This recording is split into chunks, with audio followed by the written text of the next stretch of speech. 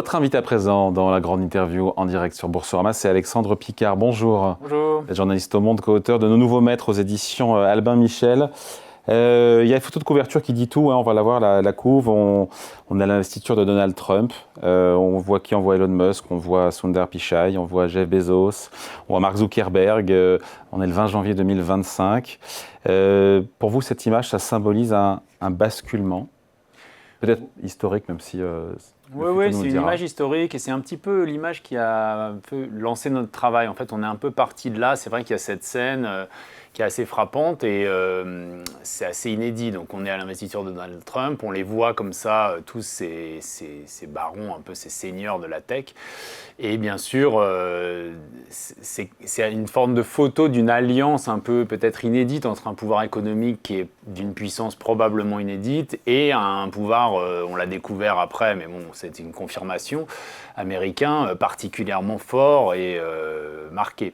Donc cette alliance-là, elle est assez marquante. Et ensuite, effectivement, comme vous le dites, c'est un reniement aussi pour ces entrepreneurs de la tech. Vu comme progressistes, démocrates, qui maintenant, à ce moment-là, se sont alignés derrière Trump. Oui, absolument. Le contraste est frappant avec le premier mandat de Trump où ils avaient beaucoup plus marqué leur distance. Il avait été...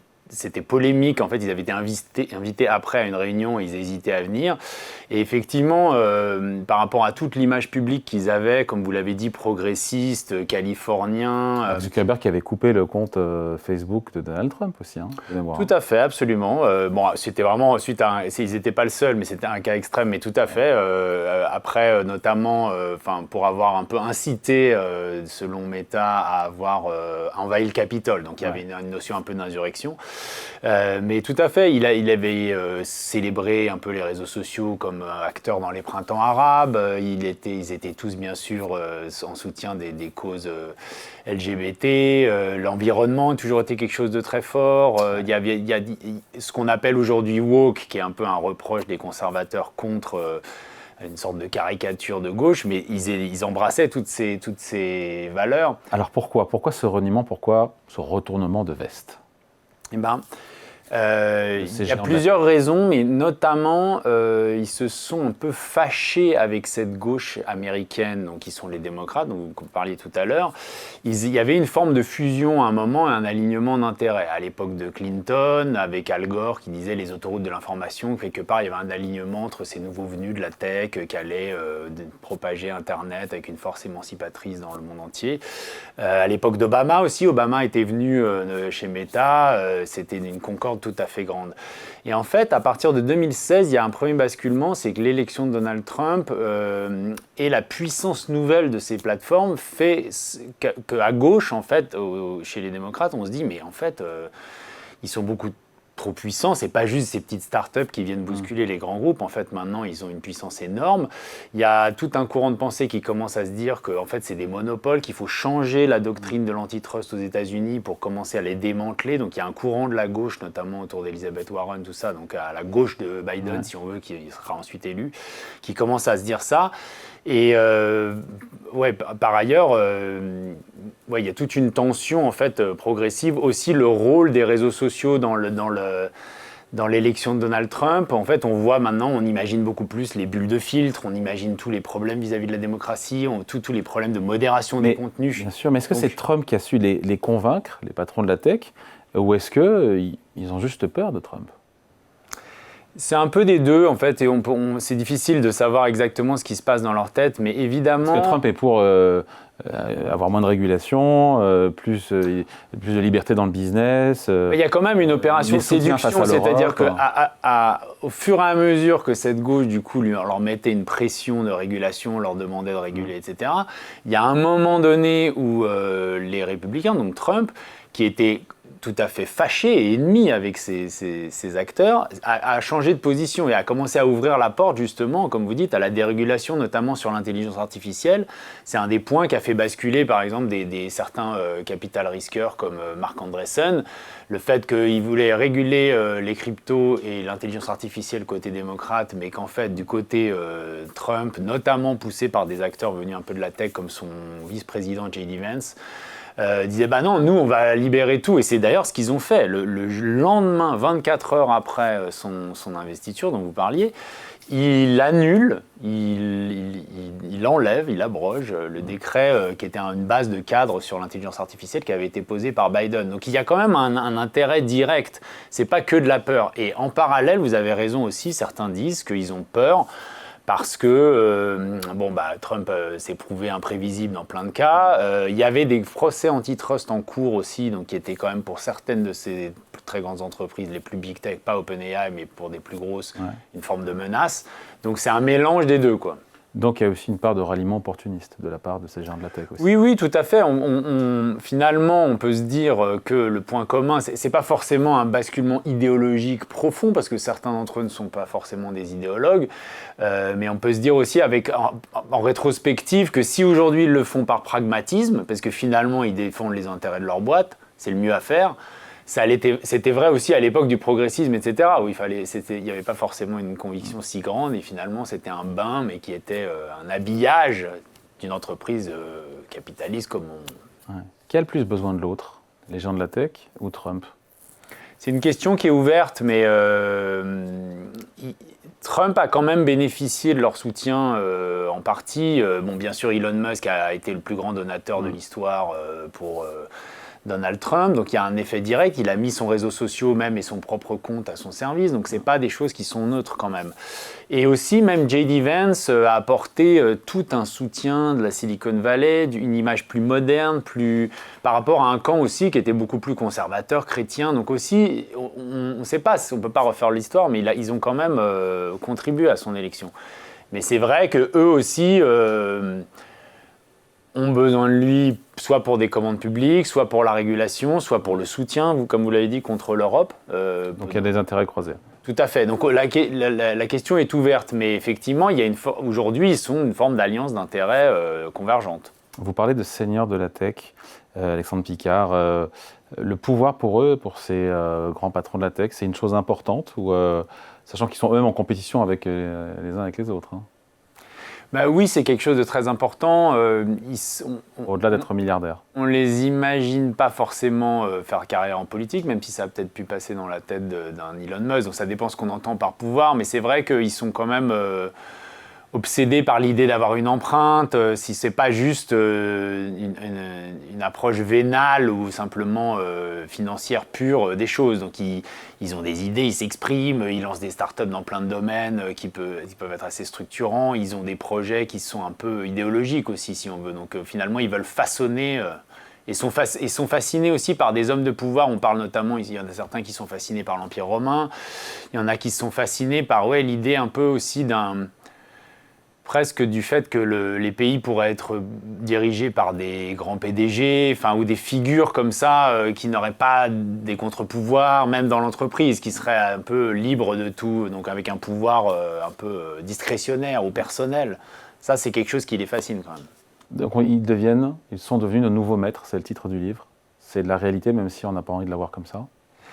C'est sûr que c'est choquant, provoquant ou énervant quand on voit ce titre, mais quelque part, c'est pour alerter aussi sur l'idée que, des fois on se dit, voilà, c'est les réseaux sociaux, c'est nos smartphones, c'est Windows, c'est les moteurs de recherche, etc. Ça, on le sait, mais ça paraît parfois un petit peu lointain.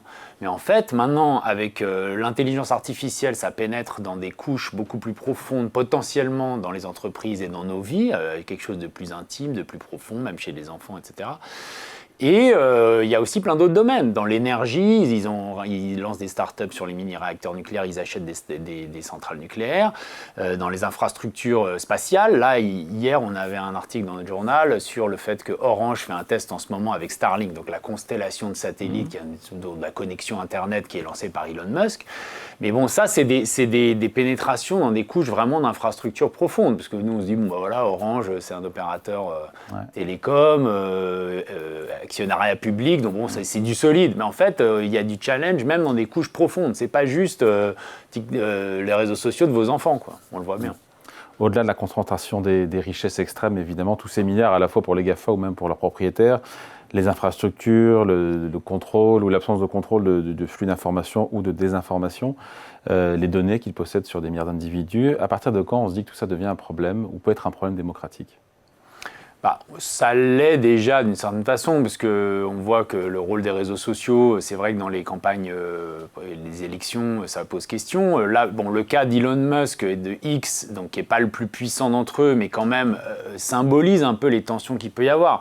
L'Europe a des textes existants sur ça, donc ça s'appelle le Digital Services Act, et en ce moment, il y a un bras de fer très clair sur est-ce qu'on va pouvoir l'appliquer à ces réseaux sociaux, et notamment à X.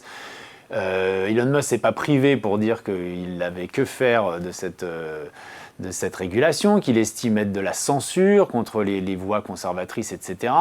Il a dit qu'il pensait que Marine Le Pen devait pouvoir se présenter à l'élection présidentielle. Il a soutenu l'AfD, le parti d'extrême droite en Allemagne.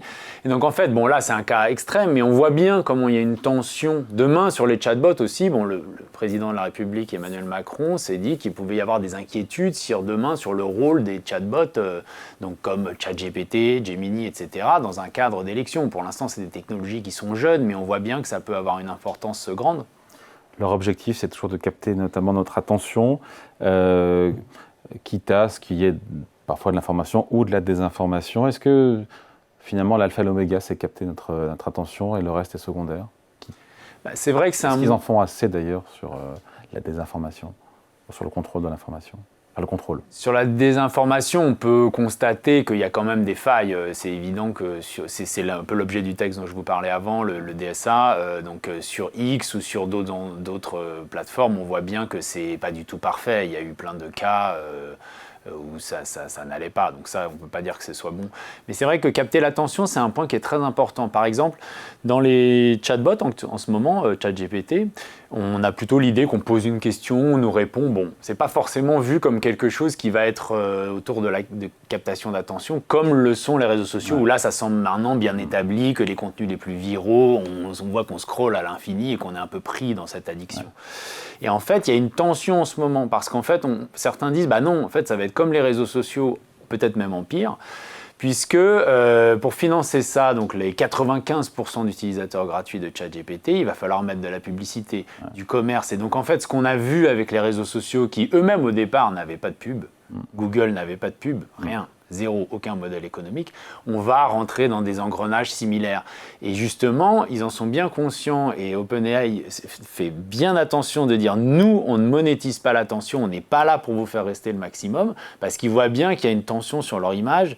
Mais par exemple, certains disent, vous voyez bien qu'à chaque fois, ChatGPT vous flatte, vous dit « Ah, super question, est-ce que tu veux que je fasse ci, est-ce que tu veux que je fasse ça ?» On peut le reconfigurer en demandant des réponses. Absolument, mais ces paramètres-là sont de l'ordre du volontaire. Ça dépend de l'entreprise, qu'est-ce qu'elle va faire demain, etc. Donc ce sont des règles qui ont une grande importance et qui pourtant sont gérées par ces nouveaux maîtres, si on veut. Des maîtres qui sont des hommes, d'ailleurs. Il n'y a pas de femmes à la tête des GAFA. Qu'est-ce que ça nous dit ? C'est un milieu très masculin, ça c'est sûr, ça l'a toujours été. Donc, l'informatique, les développeurs, tout ça, donc la Silicon Valley, tout en étant très progressiste d'un point de vue sociétal, comme on dit, avait toujours assez peu de femmes. Mais quelque part, ça s'est encore réaggravé avec Donald Trump, puisqu'il y a eu quelques signaux en plus donnés à un peu une sorte de masculinisme. C'est vrai que ces dirigeants, on les voyait pareil, un peu comme des nerds, avec des habits très simples, des sweats à capuche, etc. Et aujourd'hui, c'est plutôt MMA, du bodybuilding, etc. Donc il y a une forme de masculinité qui revient en force aussi dans ces personnages-là, le côté viriliste qui est nouveau. Juste, je repense c'est Arnaud Montebourg qui parlait dans un entretien, peut-être au Monde d'ailleurs, avec Thierry Breton, de vassalisation de l'Europe face aux géants du numérique et aux géants américains. Il a raison. Et en même temps, on ne voit pas comment on peut en sortir.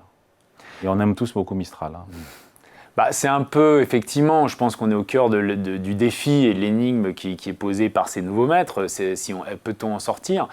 C'est un ce matin, demain, je publie une chronique sur l'idée que finalement ces entreprises, elles ont été réaméricanisées. Pendant longtemps, on disait ouais, on est des entreprises globales finalement. Et ben maintenant, aujourd'hui, c'est vrai que la perception a changé. Il y a des scénarios qui paraissaient complètement impensables et qui réémergent maintenant dans des boîtes du CAC 40. Enfin, je veux dire vraiment parmi les boîtes françaises les plus grandes, de se dire bah mince, si jamais ils coupaient les services ou si Trump les forçait à couper les services.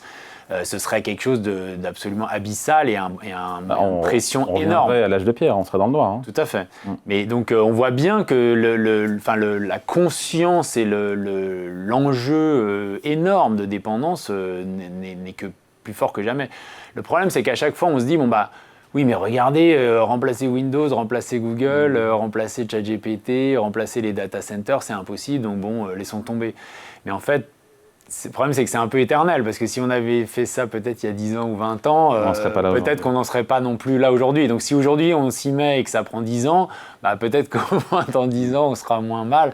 On parlait dans l'entretien précédent de préférence européenne, c'est un des débats qui en ce moment, c'est triste parce que c'est un serpent de mer, comme vous dites, on a l'impression qu'on en parle depuis toujours et que ça ne bouge jamais, mais pourquoi pas bouger sur ça, de dire finalement tous les acteurs publics européens commandent à des entreprises françaises comme Mistral ou d'autres européennes, et ça c'est effectivement un appel d'air qui peut être quand même très intéressant, sachant qu'aux États-Unis, c'est très trompeur parce qu'en fait, l'État a aidé ces entreprises. On les voit comme des entreprises privées, mais la DARPA, donc l'armée américaine, là, il y a des contrats de l'armée américaine qui a dirigé énormément d'argent vers, mais même des chatbots, OpenAI, Anthropic, tout ça, ils bénéficient de ça. Donc, c'est pas comme s'il y avait d'un côté le vieux jacobinisme français, lourd, étatique, planificateur, et là-bas, la puissance des génies privés. En fait, c'est beaucoup plus complexe. Ouais. Nos nouveaux maîtres, ils nous veulent au final, dernière question, ils nous veulent du bien, ils nous veulent du mal ou ils en veulent à notre porte-monnaie ? Bon, je pense qu'ils en veulent à notre porte-monnaie comme toute entreprise. Ça, c'est normal, c'est leur nature, mais simplement, il ne faut pas se laisser peut-être tromper par une image qui était, il y a longtemps, anormalement sur un terrain moral, ils avaient des devises du genre ne pas faire le mal. Enfin voilà, il y avait toute une sorte d'habillage qu'il est bon C'est fini tout ça. Je pense qu'il est bon de s'en débarrasser. Nos nouveaux maîtres, l'enquête signée, parce que c'est coécrit avec Raphaël Baquet, qu'on salue évidemment, Damien Leloup et vous Alexandre Picard, donc aux éditions Albin Michel. Merci. Merci.